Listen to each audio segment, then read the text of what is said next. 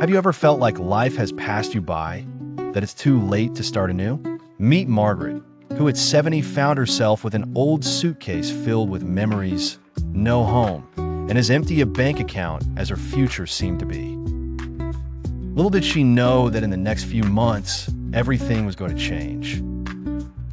Margaret lived a life filled with love, memories, and a few dreams that never had a chance to take off. Her husband, Jim, had always said they'd fly high together, but his early departure had left her grounded. Time slipped through her fingers as she went from one small day job to another, keeping a roof over her head just enough not to drown. Retirement was never a word she considered for long. Always another day, another dollar to make. Then came her 70th birthday, a day she had anticipated with a strange trepidation. Instead of receiving the promised pension, she was burdened with a notice indicating that the small savings she had counted on had vanished due to some unfortunate handling. Evicted from her modest apartment, Margaret had nowhere to go.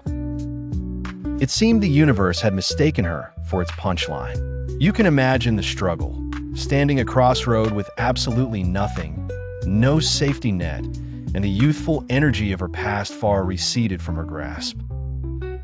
But in every corner of hardship lies a shadow of opportunity. Margaret, with her head held low but mind racing, remembered something her mother once said: "When the world gives you nothing, give it your all instead."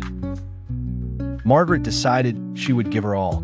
Sitting on a park bench, she spotted a notice seeking volunteers at the local community center. The sign screamed purpose. She filled her days helping others, learning their stories, and unknowingly writing her own anew. She met Clara, a vibrant woman running art classes for seniors at the center. Margaret, intrigued by the world of smudge pastels and stubbly brushes, attended Clara's sessions out of curiosity. And there, within those color-filled canvases, Margaret discovered something extraordinary. A zest for life she thought had died with Jim had merely been waiting for a new canvas. Each day emerged its own color. Each stroke had a meaning. With encouragement from Clara, Margaret painted her first picture. The community center held a small exhibition where local residents could showcase their creations. Margaret's painting, titled "The Returning Spring," captured many years of trying, from sadness to gleams of hope, a portrait of her life through strokes.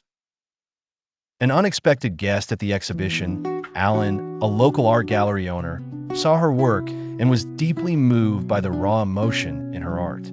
He approached Margaret with an offer to display her painting in his gallery. Could this be the opportunity, the key to rediscovering herself? Watch the sighs turn to smiles as Margaret found herself in a space she never dreamed possible, recognized, encouraged at peace. Her art was more than just colors on a canvas. It was a story of resilience, passion, and rebirth. Margaret's art became a staple within the community, and she even began selling some of her pieces. She started using the money not only to support herself, but also to fund art supplies for other seniors at the center.